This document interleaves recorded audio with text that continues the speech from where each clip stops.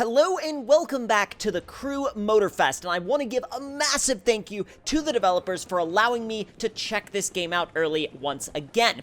Now, jumping into this video, we're not going to be focusing so much on the intro this time because I'm sure that at this point a lot of you watching know how the introduction to this game works. However, what we are going to be talking about in this video is how this game approaches driving physics and how I approached them once I was able to turn all of the driving assists off, and I'm gonna relay to you the experience that gave me and how I enjoyed that experience, because I know that there have been a lot of people in the past with the Crew series that have either liked or really not liked the physics in these games, the driving physics. Now, we're not going to get into the discussion of, whether or not these physics are, arcadey or not, because yes, these are arcadey driving physics, and that's how they are, but I don't think there's anything wrong with that. This is a arcade racer. It's an open-world arcade racer, but what we're going to be talking about is the fluidity of how the cars drive and how the game feels with the assists turned off, like traction control, stability control, and so on and so forth. But without any further ado, let's go ahead and jump right in and see how this game feels with the driving assists turned off. Right, of course, after we customize our character. Now, in the introduction, you do get to choose from a variety of base avatars that you can then customize to pretty much your heart's content, and the customization options for the characters are actually pretty deep and really interesting, and I think you're definitely going to find options that will allow you to build a character that suits your preferences. Now, we're not going to go through this in full depth in this video. We'll save that for another time, but now that we've got a character, let's jump into the car, turn all of the assists off, and see what this game feels like when you really get the full experience. Now, please do keep in mind that the footage you're seeing here was literally my very first time trying it after turning all the assists off, and so it took me a little while to kind of acclimate to everything and get used to the way the cars feel. But I will tell you, from my experience, especially in relation to previous titles in the Crew series, the physics feel a lot more fluid and less snappy. Now, what I mean by that is that in previous titles in the series, and I know that not everyone felt this way, but in my personal experience, I felt that the physics sometimes had a odd snap sensation to them when the car would change direction, particularly coming in and out of a drift.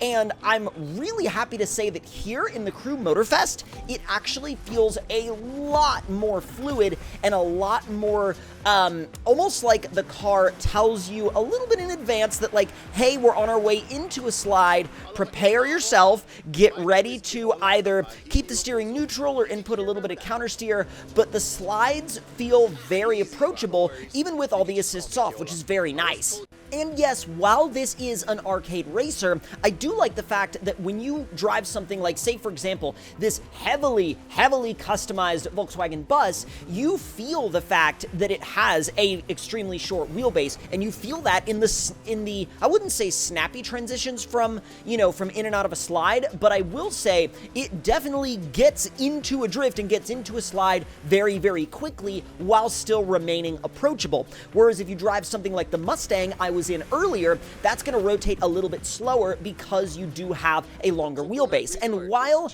it is definitely more of an arcade drifting feel and more of an arcade physics feel, I think that those of you that understand the way vehicle dynamics work and the way you expect them to work will have a really good experience once you turn all the assists off in this game. And by the way, just to change topic for just a little bit, look how gorgeous this area of the map looks. This was one of my favorite areas to race through, and it was almost one of those scenarios where I had to kind of remind myself to focus on the race because I was just gazing off into the absolutely beautiful horizon and like the sun in the background, the shadows, the light. It is just absolutely incredible how beautiful this game world looks. And if you're someone that likes to just chill out and drive around in between races and kind of just take in the world around you, especially with friends, this is going to be a world to really enjoy that in. And it's definitely a world that I am going to be enjoying that in for sure.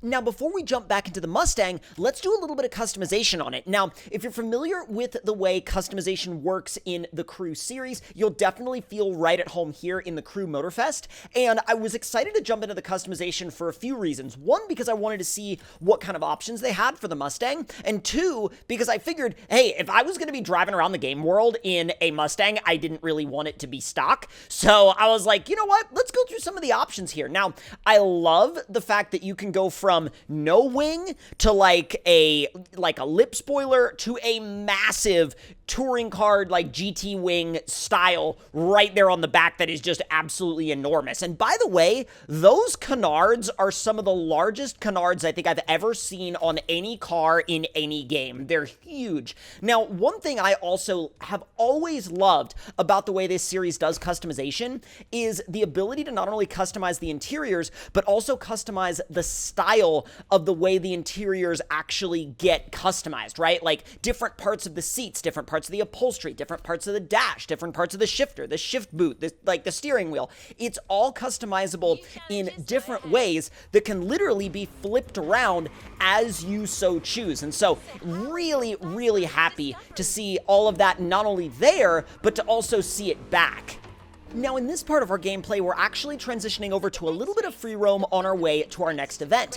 Now, I really liked this part of the map because it had kind of a countryside feel, but with really wide 4-lane roads, like kind of, you know, back country, but still highway.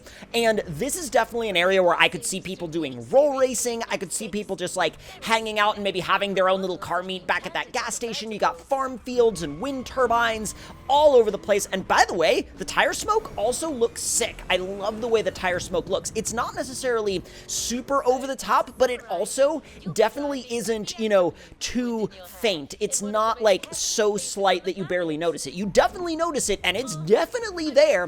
It's just not so much that it's going to cover up the entire screen and, you know, just like distract from your ability to see. Now, this next event gave us a nice change of pace because it had us switching over to a new BMW Z4.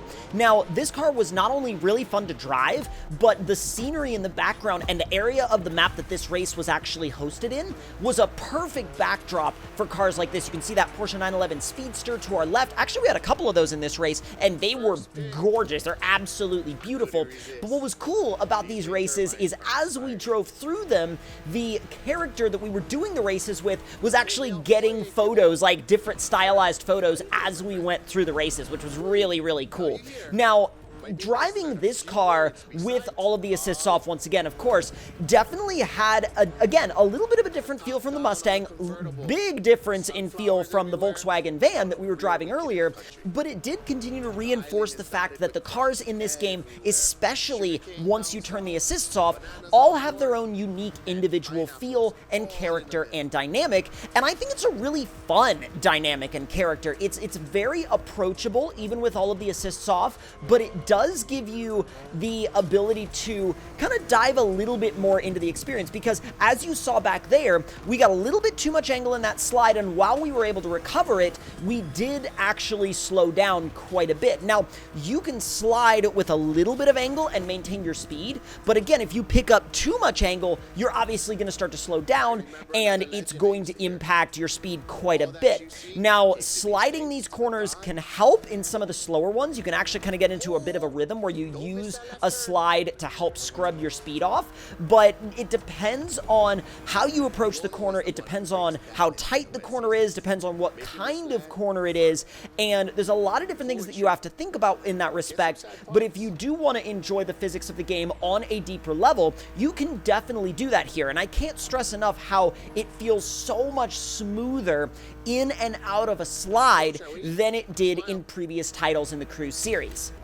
Now, to continue with the theme of different vehicles in terms of feel, let's now see what this Bronco is like to drive with all the assists off. Now, what's cool about driving the bigger vehicles is that you definitely feel the weight and you definitely feel the mass, but you don't feel it in a way that takes away from the experience. You don't feel it in a way that's like, oh my god, it's this big, heavy, lumbering beast, and it like takes away from it and makes it frustrating. It's nothing like that. It actually still has a really really nice, like, the vehicles still have a very flickable, movable, rotatable character, even while being able to convey size and weight. Now, obviously, they're not going to be as zippy in and out of a corner as, say, for example, something like really even the Mustang, but like, you know, you're talking about comparing it to like a very small sports car or like even like a supercar or something like that. These are not going to feel similar to those by any means, but really they shouldn't, especially when you have all of the assists off. These should have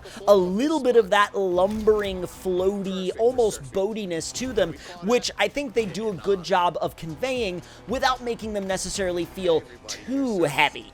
Now, for more on the Crew Motorfest, coming soon, including boat gameplay, monster truck gameplay, more free roam gameplay, and much more, make sure you're subscribed to the channel and have those notifications turned on, and I will see y'all next time.